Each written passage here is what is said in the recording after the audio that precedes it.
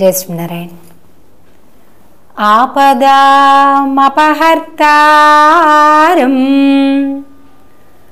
దాతారం సర్వసంపదాం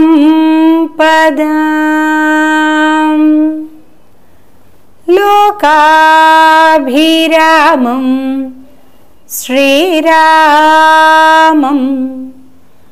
భూయో భూయో నమామ్యహం.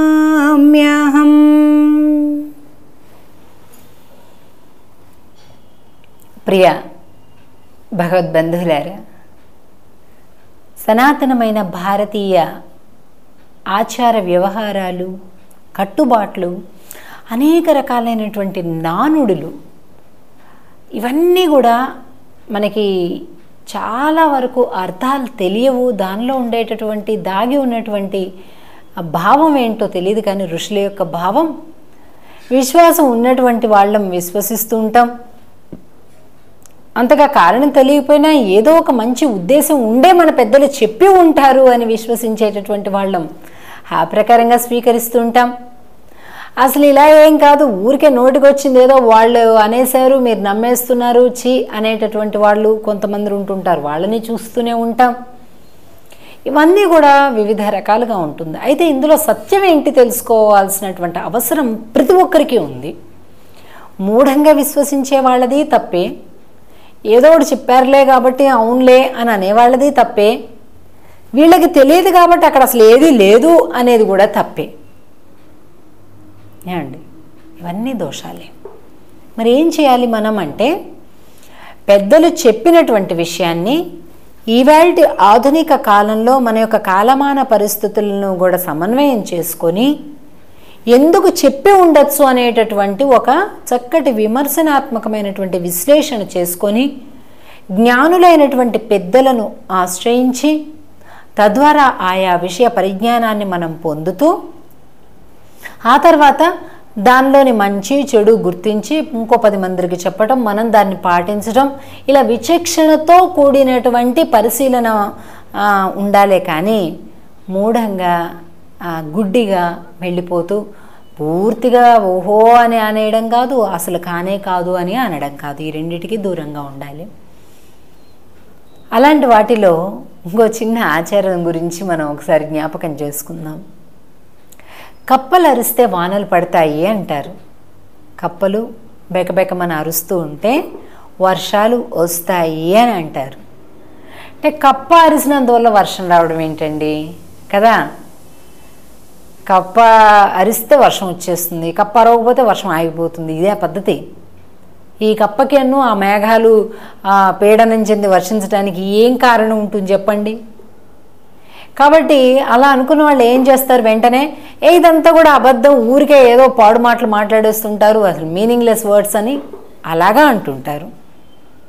కానీ ఇందులో కొన్ని సత్యాలను కనుక పరిశీలిస్తే నిజంగానే కప్పలు అరిసినప్పుడల్లా చక్కగా వర్షం వస్తుంది.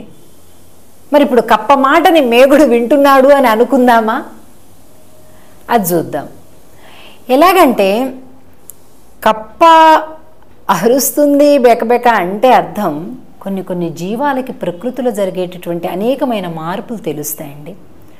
ఉదాహరణకి వర్షం కానీ, ఋతువులు మారడం కానీ, కాలాలు మారడం కానీ, భూకంపాలు రావడం ఇలాంటివి కానీ, సునామీలను గుర్తుపట్టడం కానీ, టోర్నడోలను గుర్తుపట్టడం, ఇవన్నీ కూడా పక్షులకి, కొన్ని జంతువులకి, మూగ ప్రాణులకి బాగా తెలుస్తుంది. అలాగా కప్పలకి కూడా రాబోయేటటువంటి వర్షం తెలుస్తుంది. ఇది అరుస్తుంది కాబట్టి వర్షం రాదు, వర్షం వస్తుంది అన్న విషయం దానికి తెలుస్తుంది. సాధారణంగా ఈ వర్షం పడేటటువంటి సమయంలోనే ఇవి వాటి యొక్క అండాలను నీటిలో వదలడం జరుగుతుంది. సంభోగ క్రియ కోసం, ఆడకప్పల కోసం అవి అరవడం జరుగుతుంది. వాస్తవానికి ఇవి అరుపులు కూడా కాదండి, అవి వేగంగా తీసుకునేటటువంటి శ్వాస వల్ల దాని యొక్క ఈ నాడి అడ్డం తగలడం చేత దాని యొక్క శ్వాస బ్రీతింగ్ వేగంగా తీసుకుంటే బెక్ బెక్ అనే సౌండ్ బయటకు వస్తుంది. అది అరుపు కూడా కాదు, వాస్తవానికి నోటితో మాట్లాడే మాటలు అట్లా కూడా కాదు. ఇలా రకరకాల జాతులు, కొన్ని వేల రకాల జాతుల కప్పలు ఉన్నాయి. ఏ జాతి కప్ప అయినప్పటికీ కూడా వాటి యొక్క అరుపులన్నీ వేరువేరు ఉంటాయి మళ్ళీ. కానీ ఏవైనప్పటికీ కూడా ఈ వర్షం ఎప్పుడైతే పడుతుందో అప్పుడు అవి ఆడకప్పల కోసం పిలుపునివ్వడం జరుగుతుంది. ఈ వర్షం దానికి అనువుగా, సంభోగ క్రియకు అనువుగా ఉండేటటువంటి కాలం కనుక అవి ఆ వర్షిస్తుంది అనేటటువంటి ఆ సిమ్టమ్స్ని ఇవ్వడం కోసం అది చేసేటటువంటి శబ్దం బెకబెక. అది మనందరికీ వర్షాలు పడుతున్నాయని ముందే చెప్పేసి మనల్ని అందరినీ అలర్ట్గా ఉండమని చెప్పడానికి అవి అరవడం లేదండి, అది గ్రహించాలి ముందు మనం. అవి మన కోసం అరవడం లేదు, వాటి కోసం కూడా ఆ శబ్దం చేస్తున్నాయి, అవి కూడా అరుపులు కాదు. కానీ ఆ ఆడకప్పలకి వాటి భాష తెలుస్తుంది, మనకి తెలియదు. కానీ మనమేమనుకుంటాం, ఈ కప్పల నుంచి శబ్దం వస్తుంది కాబట్టి వర్షం పడుతుంది.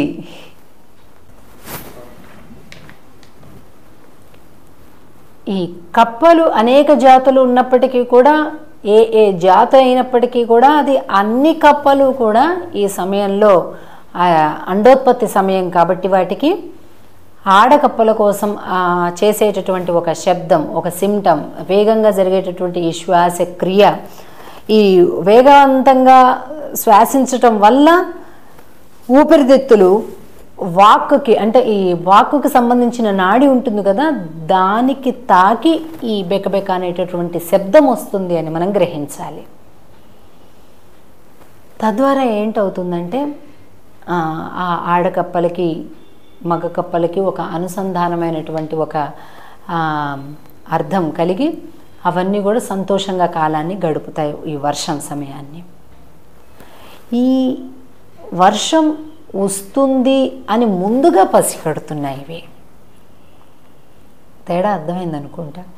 ఇవి అరవడం వల్ల వర్షం రావడం లేదు, వర్షం వస్తుంది అని తెలియడం వల్ల ముందుగానే అవి తమ తమ ఆడకప్పలకి ఇవి నాదాన్ని పంపించుకోవడంలోని అంతర్యమే తప్ప ఆ బెకబెక శబ్దం వేరొకటి కాదు.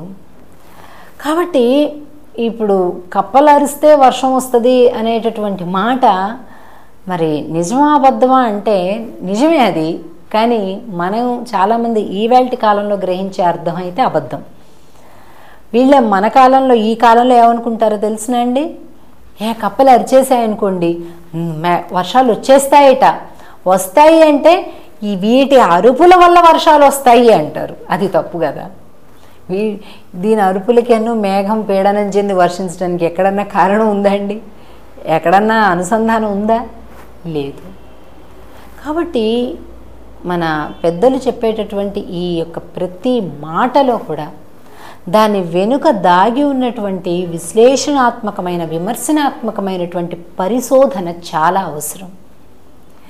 ఈ పరిశోధన ఎప్పుడైతే మనం చేస్తామో ఆనాడు భారతీయ వైదిక ధార్మిక శాస్త్రాలలో దాగి ఉన్నటువంటి గొప్ప వైజ్ఞానికమైనటువంటి కారణాలన్నీ కూడా మనకి తెలుస్తాయి. అవి ఎప్పుడైతే తెలిసాయో శాస్త్రాల మీద గౌరవం పెరుగుతుంది. ఎప్పుడైతే గౌరవం పెరిగిందో మరింతగా వాటిని అధ్యయనం చేయడం మొదలుపెడతాం. ఎప్పుడైతే అధ్యయనం చేస్తామో తెలియకుండానే దేశభక్తి, సంప్రదాయం పట్ల అనురక్తి ఇవన్నీ కూడా కలుగుతాయి. ఇలా ఒకదానికొకటి లింక్డ్ ప్రోగ్రామ్స్ ఇవన్నీ కూడా. కాబట్టి భారతీయులమైనటువంటి మనం మన ఆచార వ్యవహారాలు, కట్టుబాట్లు, వీటిలో ఉండేటటువంటి ఆధ్యాత్మికం, ఆరోగ్యం, ఆనందం, ఈ 3 ప్రయోజనాలను పొందే విధంగా విషయ గ్రాహ్యం మనం చేసి దాని యొక్క ప్రయోజనాలని పొందాలి అని ఆకాంక్షిస్తూ, ఇలాగే మరిన్ని ఆచార వ్యవహారాల వెనక దాగి ఉన్నటువంటి కారణాలను వాటిని కూడా మనం తెలుసుకునేటటువంటి ప్రయత్నం చేద్దాం. మనం ముందు చెప్పుకున్నాం, మూఢంగా విశ్వసించేటటువంటి విధానానికి స్వస్తి పలుకుదాం. అలాగని అసలు పూర్తిగా మన సంప్రదాయపు ఆచారాలను పట్టించుకోవటం మానేసి కేవలం ఆధునికపు పోకడ, పాశ్చాత్యపు విజ్ఞానంతోటే గనక మనం ముందుకు వెళ్ళినట్టయితే ఎప్పటికీ కూడా మన విషయాలు మనకి తెలియవు. కేవలం విదేశాల నుంచి దిగుమతి చేసుకున్నటువంటి మాటలు, భాష, ఫ్యాషన్స్, పద్ధతులు ఏవైతే ఉంటాయో అంతవరకే మనం తీసుకుంటాం తప్పించి మరొక విషయం గురించి తెలుసుకుందామనే ప్రయత్నం కానీ, ఆ శాస్త్రాన్ని అధ్యయనం చేయడం కానీ, దానిలోని ప్రయోజనాల్ని రియల్ లైఫ్కి అప్లై చేసుకోవటం కానీ, ఇవన్నీ కూడా మనం మరచిపోవడం జరుగుతుంది. తద్వారా దేశ సంస్కృతే అడుగంటిపోతుంది. మనదైన మన వ్యక్తిత్వాన్ని మనం కోల్పోయి ఎవరు ఏది చెబుతారా అని ఎదురు చూసేటటువంటి ఒక హీనమైన స్థితికి మనం చేరుకుంటాం. మనది అటువంటి జాతి కాదు. సగర్వంగా ప్రకటించుకోగలిగేటటువంటి ఉన్నతమైనటువంటి సంస్కృతి కలిగినటువంటి భారతీయ దేశం మనది, భారతీయ సంప్రదాయం మనది. కనుక ఇందులో ఉండేటటువంటి ఆధ్యాత్మిక, ఆరోగ్య, ఆనంద సౌరభాలను గుర్తిస్తూ ముందుకెళ్దాం. జై శ్రీనారాయణ.